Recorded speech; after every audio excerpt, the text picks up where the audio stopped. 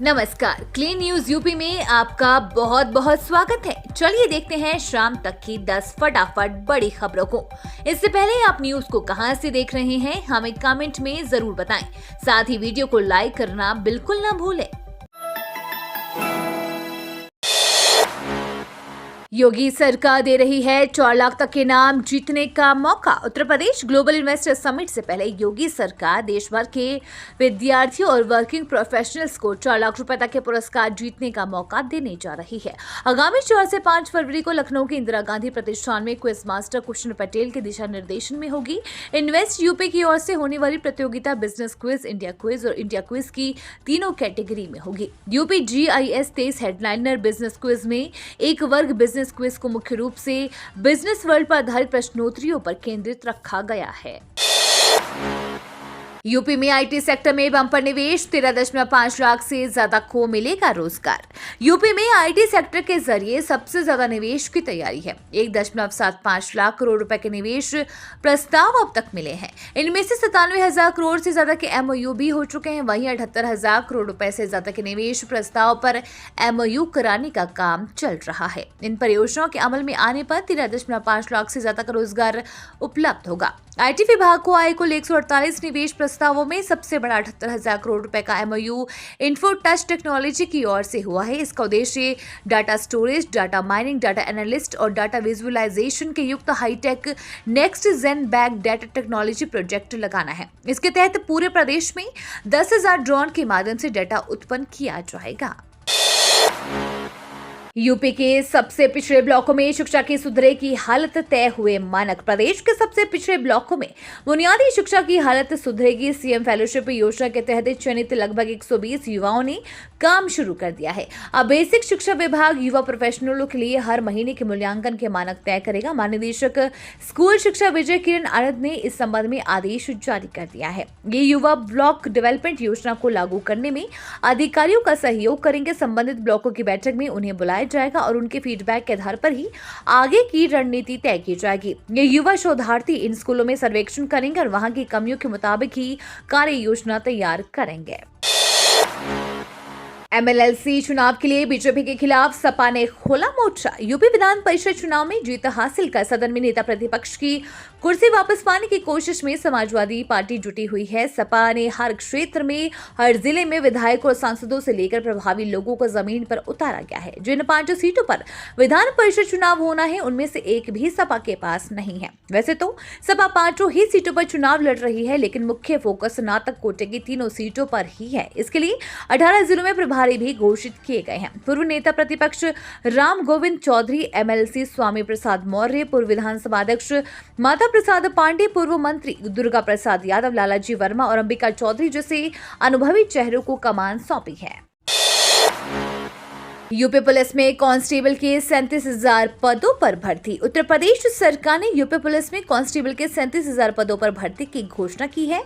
Uttar Pradesh police भर्ती एवं प्रोन्नति बोर्ड द्वारा जल्द ही यूपी पुलिस कांस्टेबल भर्ती 2023 के लिए नोटिफिकेशन जारी किया जाएगा। यूपी DPR द्वारा अभी केवल यूपी पुलिस कांस्टेबल भर्ती 2023 पदों की घोषणा की गई है। यूपी पुलिस कांस्टेबल भर्ती 2023 विस्तृत नोटिफिकेशन uppRBB.government.in पर उपलब्ध होगा। उत्तर प्रदेश पुलिस भर्ती और प्रोन्नति बोर्ड जल्द ही आधिकारिक वेबसाइट uppbpb.government.in पर आवेदन की तारीखों, अधिसूचना और अन्य विवरणों के बारे में विवरण जारी करेगा। 2 नए लिंक के जरिए बुंदेलखंड एक्सप्रेसवे का बढ़ेगा दायरा, जुड़ेंगे चित्रकूट और झांसी। बुंदेलखंड को 2 और एक्सप्रेसवे का तोहफा मिलेगा। एक एक्सप्रेसवे चित्रकूट धाम लिंक एक्सप्रेसवे होगा तो दूसरा झांसी लिंक एक्सप्रेसवे होगा। ये दोनों बुंदेलखंड एक्सप्रेसवे से जुड़ेंगे। इस पर नए प्रोजेक्ट से डिफेंस कॉरिडोर के 2 बड़े नोड झांसी और चित्रकूट में भी सीधे जुड़ जाएंगे। हाल ही में उत्तर प्रदेश औद्योगिक विकास प्राधिकरण ने इन 2 एक्सप्रेसवे की परियोजनाओं के प्रस्ताव को मंजूरी दे दी है। बुंदेलखंड एक्सप्रेसवे से एक नया एक्सप्रेसवे गरोठा होते हुए एरच गांव तक बनेगा। ये एक्सप्रेसवे लगभग 100 किलोमीटर लंबा होगा। इसके जरिए डिफेंस कॉरिडोर का झांसी नोड सीधे जुड़ जाएगा।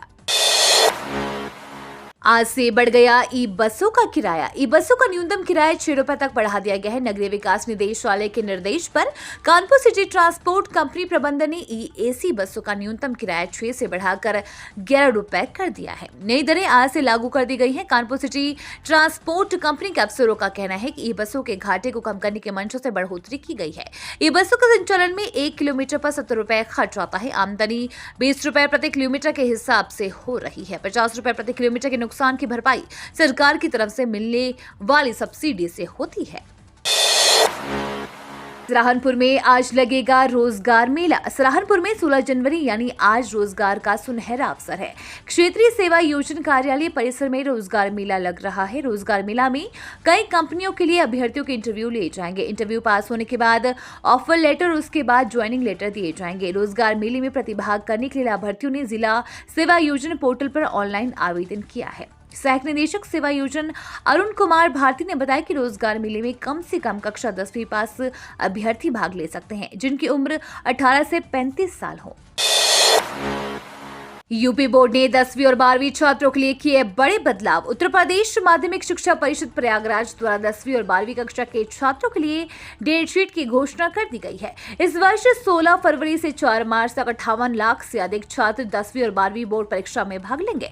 इस डेट शीट के अनुसार 10वीं कक्षा के छात्रों के लिए 13 दिन परीक्षा पेपरों का आयोजन किया जा रहा है। 10वीं कक्षा की परीक्षाएं 3 मार्च को खत्म हो रही है। वहीं 12वीं कक्षा के छात्रों के लिए परीक्षा 14 दिन में खत्म होगी, यानी 16 फरवरी से शुरू होकर 4 मार्च तक ये परीक्षाएं जारी रहेगी। अगर आप भी यूपी बोर्ड में 10वीं या 12वीं कक्षा के विद्यार्थी हैं तो सफलता.com द्वारा उपलब्ध कराए जा रहे सभी विषयों के 10वीं क्लास के वीडियो कोर्स और 12वीं क्लास के वीडियो कोर्स की मदद से परीक्षा विषयों में डिक्टेशन हासिल कर सकते हैं।